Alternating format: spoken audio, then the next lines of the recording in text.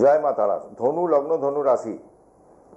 ধনু রাশি এই মুহূর্তে অষ্টমে বৃহস্পতি বসে আছে, দ্বাদশে দৃষ্টি দিচ্ছে, দ্বিতীয়ভাবে দিচ্ছে, চতুর্থভাবে দিচ্ছে। তাহলে দ্বাদশে দৃষ্টি দিলে ব্যয় ভালো, ব্যয় বেশি হবে। দ্বিতীয়ভাবে দিলে পরে ধন যেরকম খরচা হবে কিছু আসবেও।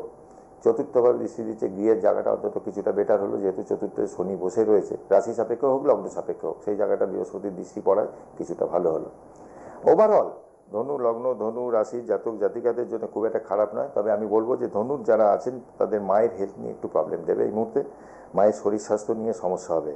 আচ্ছা, বৃহস্পতি আপনাদের অষ্টমভাবে আছে, শরীর স্বাস্থ্য নিয়ে যারা ভুগছে তারা একটু ডাক্তারের কেয়ারে থাকবেন, কারণ কোনো একটা রোগ যদি দেয় সেটা কিন্তু বড় আকারে চলে যেতে পারে এই মুহূর্তে। আচ্ছা, ইনকামের জায়গাটা বললাম, ইনকামের জায়গাটা ঠিক আছে, ব্যয় হবে বাট ইনকামও হবে। আপনাদের এখানে অষ্টম ধনুর হচ্ছে সপ্তম, অষ্টম, নবম। নবমভাবে কেতু বক্রী অবস্থায় বসে আছে, আর তৃতীয়ভাবে রাহু। পয়সা কিন্তু দেবে। পুজো পাঠ যেরকম করাবে, ঠাকুরের পুজো পাঠ করাবে, ঠাকুরের ঈশ্বরের জায়গায় মানে মন্দির টন্দিরে ভ্রমণও যেরকম করাবে, তেমনি কিন্তু পয়সাও দেবে। থার্ড হাউসের রাশি সাপেক্ষে কিন্তু রাহু বসে রয়েছে বা লগ্ন সাপেক্ষে, এটা কিন্তু পয়সা দেবে। ওভারঅল ধনুরাশি, ধনু লগ্ন জাতক জাতিকাদের জন্য খুব খারাপ নয় মোটের উপর। শরীর স্বাস্থ্য নিয়ে একটু খেয়াল রাখবেন। ভালো থাকবেন। আবার আসবো আপনাদের সামনে ছোট ছোট ভিডিও নিয়ে এরকম। জয় মা তারা, জয় জয় তারা।